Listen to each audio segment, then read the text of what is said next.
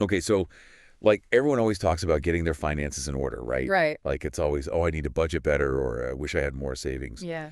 Well, today we're going deep, deep, deep, like scuba diving deep Yep. into this super popular financial plan. And we're starting right at the very beginning, like square one, I like it. baby step one. Love it. And we're pulling this straight from the source, like from the actual book that like kind of made this whole thing famous, you Yeah. know? Yeah. Yeah. So get this. This first step, it's deceptively simple, but it's like psychologically powerful. Okay. Ready for this?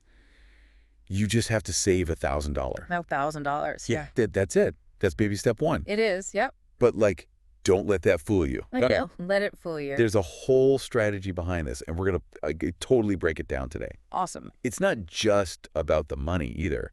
It's about like the feeling you get when you know you can handle whatever life throws at you. I love that. Less stress, more confidence. Sign me up. Totally. So first things first, like why $1,000? Well, the thinking behind that number is that it's achievable, right? Like most people, even if they're starting from scratch, can find a way to save $1,000 if they like really put their minds to it. Right, right. But it's also like impactful. Oh yeah. It's enough to make a real difference if like your car suddenly needs a repair or you have a surprise medical bill. You know what I mean? Totally. It's way better than like having to put it on a credit card and then like drown in interest. Oh, absolutely. Yeah. Like imagine, you get that flat tire or you have to go to the doctor unexpectedly. Yeah. Do you have that $1,000 ready to go? Or are you going to like panic and stress about how to pay for it? Exactly. And let's be honest, having that money set aside just feels way more secure, Oh, you know? I agree. Like you're not living on the edge hoping nothing goes wrong. Right. You've got that cushion. He's got that cushion. Okay, so that's the why behind the Mhm. $1,000. Mhm. But now let's get practical. How do we actually reach this goal? Well, the book lays out a bunch of tactics, but it really comes down to two main things. Okay. One, you got to cut back on spending, at least a little. Right. And two, you got to find ways to boost your income, even if it's just a little bit. Yeah, makes sense. So on the spending side, it's all about identifying those like non-essential expenses, the things you can live without or at least cut back on. Okay, yeah. And the book like encourages you to be really honest with yourself. Like, do you really need all those streaming services? Oh, no. Or, do you really need that gym membership if you're like not even going? I know I don't. Right. And what about those daily lattes? Maybe like 2 days a week you make coffee at home. Oh, yeah, that's a good one. Little things like that add up. Totally, they really do. Now, on the income side, think about like maybe picking up a side hustle. Could you drive for a ride-sharing service a couple nights a week? Or, maybe walk some dogs on the weekends. Yeah, dog walking, that's On always there. popular. Yeah. Right. Or, maybe you have some clothes or like an old gaming console you could sell online. Oh, yeah, or like those old textbooks from college. Totally. There are tons of ways to bring in some extra cash, and like every little bit helps you reach that $1,000 goal faster. Right, right.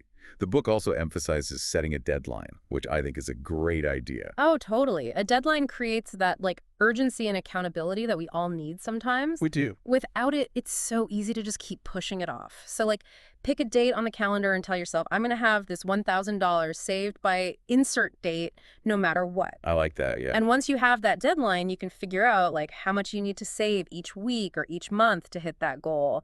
And then my favorite part, automate it. Automation. Yes. Set and forget it. Right. Exactly. Mhm.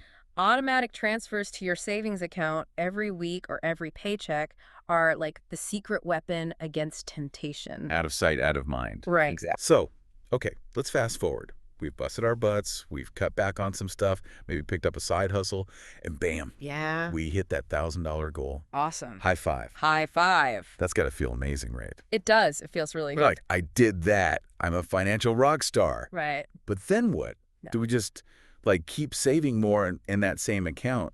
Or is there like a next step?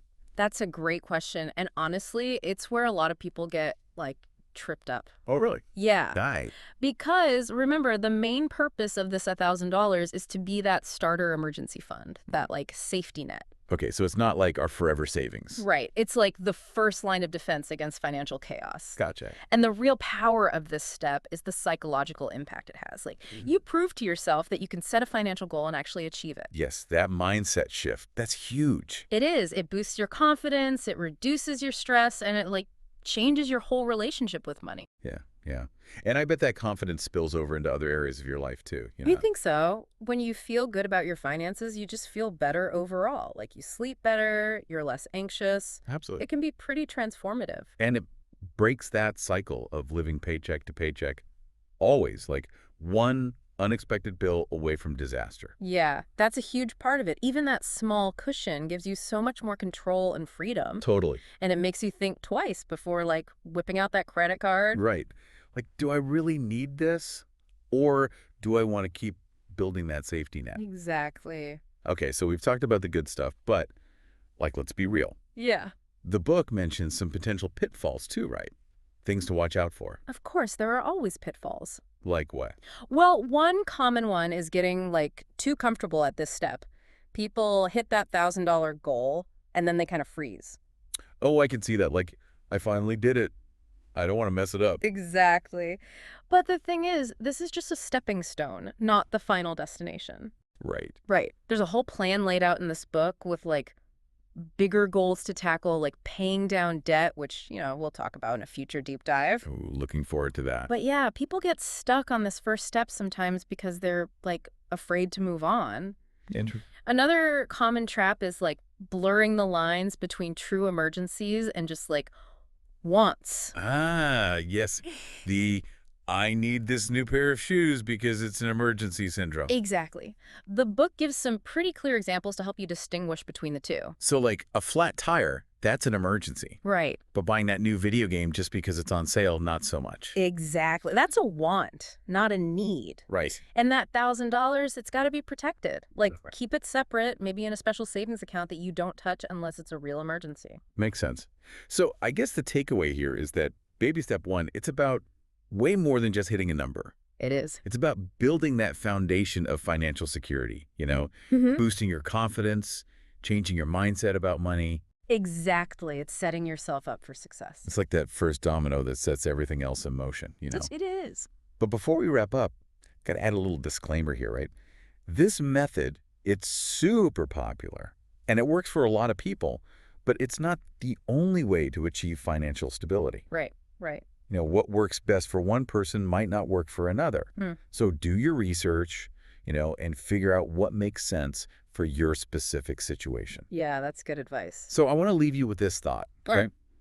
Now that you've heard all about the why and the how of this first step, what's one small action you can take today, right now, to start building your own $1,000 safety net? That's a good question. It could be anything, like canceling that subscription you don't use, setting up an automatic transfer to your savings, or even like just brainstorming some side hustle ideas. Yeah, or even just making coffee at home tomorrow instead of hitting that drive-thru. Exactly. Yeah. Every journey, no matter how big, starts with a single step. I love that.